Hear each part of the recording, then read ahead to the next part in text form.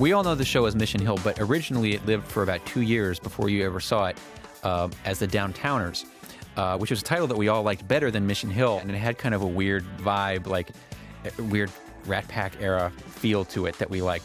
This area is filled with colorful local hipsters, like you. That is Natalie Leibowitz Hernandez, who lives next door with her husband, Carlos Hernandez Leibowitz, and their baby, who is baby nameless. They're based on a real couple that we know. And the baby is my baby. I don't care if that is a song from our genocidal westward expansion. It rocks! This is Gus and Wally. Together, they're always fighting. This couple is groundbreaking. Their kiss in the elevator in our pilot was the first gay male kiss ever broadcast on television. I don't like my personal life to be everybody's business. I need some condoms so I can make love to my lover. They're for gay sex.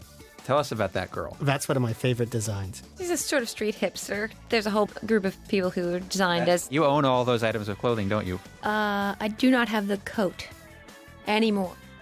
That is Griffo. The name Griffo and his compatriot Sea Dog were guys who vandalized the dumpster outside of our office, and we just took the names that they wrote on the dumpster and made them into characters. I think it's in my pants, man. Why don't you take a look? This is Gwen, everybody's favorite design.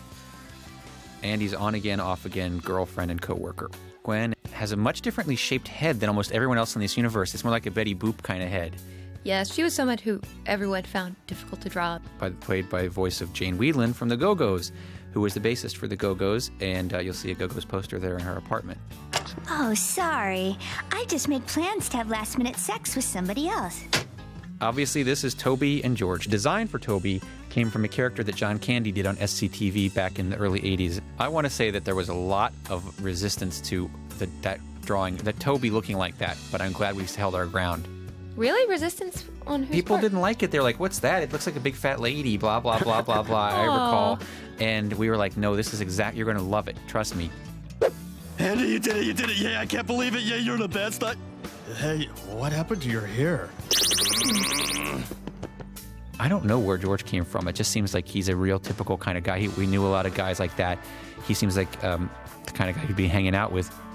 We don't need liquor to have fun. Not when we have the Babylon 5 collectible card game. Republican Vampire, played by writer Michael Paines, famous for his appearance as himself in the movie The Anniversary Party and numerous other commercials and films. Basically just a goth street person who had an inexplicable tilt to the right. My friends call me the Republican Vampire. Are you GOP, Andy? An old man who lives in the neighborhood, often seen out clogging the sidewalk. His partner, the old woman who lives in the neighborhood. Some local hipsters. Sasha is the man. The woman I don't think ever had a name. But that's Leisha Kushel's voice. They also, the design of the way they smoke was very specific, the hipster way to hold a cigarette. They're usually used in shows where you need people to follow a current fad sweeping the street, and they're the first ones to sort of go along with it. This was Eunice Uhlmeyer, who was a special character in an episode that was primarily about her. She was one of the characters who actually just pretty much started as a design, a random high school student design. Her voice was done by Jennifer Jason Leigh. She was a very weird girl who lived with her parents and was just totally out of touch because her parents were so old and she was so weird and bookish. Greetings, water balloon. Sure. How's it going? Move along, water balloon. Your molecules are in my light. Dr. Yvonne Farley, Ed D., principal of Pomper High School. You'll see her photo behind her where she was sort of an Angela Davis-style radical, apparently 20 years ago. I think we designed her seat around something that Madeleine Albright would have worn. I've called you here because Kevin was caught sleeping during his fourth period AP chemistry class. Ron. One of the best things, too, are the little curly hairs on his arm. Yeah, Ron has a pager. Back when people used to wear pagers all the time, he's got great little shoes. Those shoes are so good. Ron is obviously not his real first name, and he doesn't have a last name. Is the guy who owns Waterbed World, and he is a guy who emigrated from some collapsed Soviet republic. You two close up.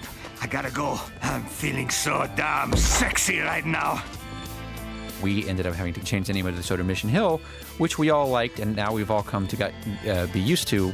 And I don't know whether people loved it, but in any case, here it is on DVD.